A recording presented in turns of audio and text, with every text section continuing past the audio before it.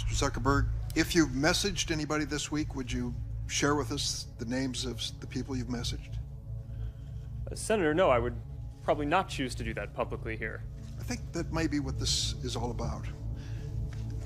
Your right to privacy, the limits of your right to privacy, and how much you give away in modern America in the name of, quote, connecting people around the world. Tonight, here a warning about Facebook and what some believe it's doing to kids. The warning comes from two of the company's earliest executives. We kind of knew something bad could happen. Chamath Palihapitiya, a former Facebook executive once in charge of user growth, now says he has tremendous guilt about the social network he helped build. We have created tools that are ripping apart the social fabric of how society works. Former Facebook president Sean Parker recently said the initial goal was to get people hooked. You're exploiting a vulnerability in human psychology. The inventors, creators understood this consciously, and we did it anyway.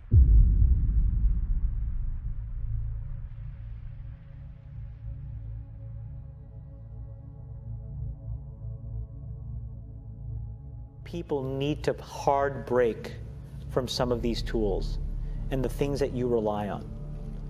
The short-term dopamine-driven feedback loops that we have created are destroying how society works.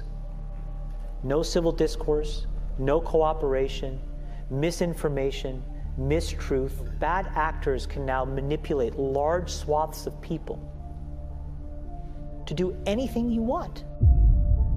We know that Google is tracking us. We agree to it when we set up our phones. So we wanted to figure out what exactly Google is learning about us throughout the day. So here's what we're going to do. We have two identical phones. The only difference between these two phones is this one is in airplane mode. Both of the phones lack a SIM card, and they haven't been set up to access any Wi-Fi networks. So for all intents and purposes, these phones have no connection to a data network. We're going to keep them with us throughout the day. And while I travel around D.C., we're going to figure out just what Google is finding out about me. Our tour around town was a 14-mile journey that lasted more than an hour. The entire time, the phones had no access to the internet. Oh my goodness. Not a Wi-Fi connection and not any cellular data service. It almost seemed quaint to assume that Google wouldn't even be able to collect data on me. Both of our phones, exactly how we left with them. So let's find out what they know. This is our man-in-the-middle device. It's basically a Wi-Fi network that these phones are going to connect to once we turn their Wi-Fi on. It's going to pass data through it on the way to Google, but on the way, we're actually going to get a copy of the same data that Google's going to get. We'll be able to decrypt it and then find out where we've been throughout the day. Within minutes, the numbers rolled in. The phone that wasn't on airplane mode registered more than 100 locations, 130 activities, and even 152 barometric readings.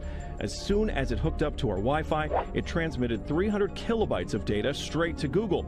The phone even logged our exact locations, tracking us all around town, the Capitol, the hospital, the school, and the cathedral. Now you may notice what's missing here is the exact route that we took, but it got that data too. It knows when I got out of the car. The metadata has a time log down to the very second, tracking everything when they think that you're walking, riding, and yes, even getting out of the car. Okay, so you're thinking, this isn't a big deal. I'll just put my phone in airplane mode. Yeah, we thought of that too. This is the other phone that we had with us that no SIM card, also remained in airplane mode the entire time. Let's see what kind of data it captured. The phone with airplane mode activated actually logged more locations and activities than the other phone, and it also transferred hundreds of kilobytes of data to Google as soon as it was activated. The only thing that's missing from this map is our stop at the Children's Hospital, but it still knows we were there. There it is. Exiting vehicle, 100% accuracy. Through complicated user agreements and free software, Google gets users to sign away their privacy for nothing. The fallout is already hurting Facebook. A billionaire tech entrepreneur Elon Musk deleted his personal page and those for his SpaceX and Tesla car ventures. Well, WikiLeaks editor Julian Assange has also lashed out at the social network on Twitter. Others are rushing to do the same too, with the hashtag #DeleteFacebook trending. So when significant stress starts to show up in their lives, they're not turning to a person, they're turning to a device. They're turning to social media, They're turning to these things which offer temporary relief. We know, the science is clear, we know that people who spend more time on Facebook suffer higher rates of depression than people who spend less time on Facebook.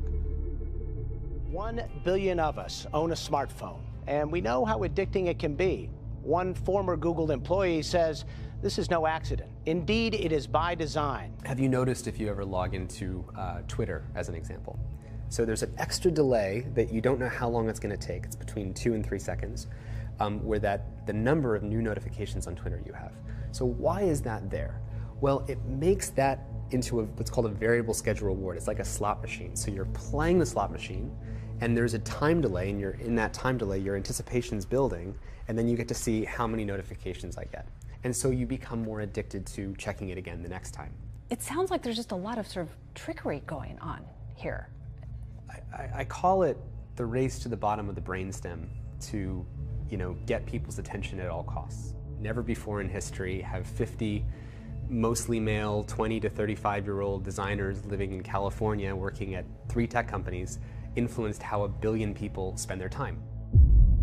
In a 2009 interview with the longtime CEO of Google, Eric Schmidt, who, when asked about all the different ways his company is causing invasions of privacy for hundreds of millions of people around the world, said this. He said, if you're doing something that you don't want other people to know, maybe you shouldn't be doing it in the first place. Now, there's all kinds of things to say about that mentality. The first of which is that the people who say that privacy isn't really important, they don't actually believe it. The very same Eric Schmidt, the CEO of Google, ordered his employees at Google to cease speaking with the online internet magazine CNET after CNET published an article full of personal, private information about Eric Schmidt, which it obtained exclusively through Google searches and using other Google products. This same division can be seen with the CEO of Facebook, Mark Zuckerberg, who in an infamous interview in 2010 pronounced that privacy is no longer a, quote, social norm.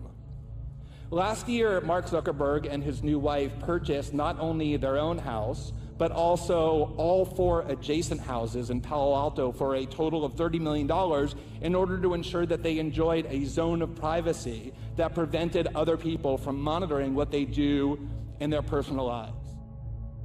When Facebook was getting going, I had these people who would come up to me and they would say, I'm not on social media. And I would say, okay, you will be. And then they would say, no, I value my real life interactions. I value the moment. I value presence, and I value intimacy. And I would say, well, you're a conscientious objector. That's okay. You don't have to participate, but we'll get you eventually. and like, I don't know if I really understood the consequences of what I was saying. So, before we move off this privacy thing, can you explain what this instant personalization thing was that you did and why you did it and what's the value of it to your users? Maybe I should take off the hoodie. Take off the hoodie. Go ahead. You want to? You want? Go ahead. Here. We'll get someone. No, it's... We're not even yelling at you. Yeah. Yet. We're not going to yell at them. No, of course not. That is a warm hoodie. Yeah, no, it's a thick hoodie. It's a company hoodie. We print our mission on the inside. What? Oh my really? God, the inside of the hoodie, everybody. Take a moment. What is it? Making the world more open and connected. Oh my God, it's like a secret Cool. cult.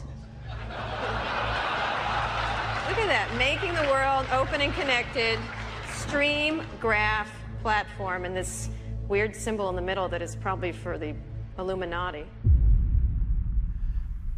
Question basically of what information Facebook's collecting, who they're sending it to, and whether they ever asked me in advance my permission to do that.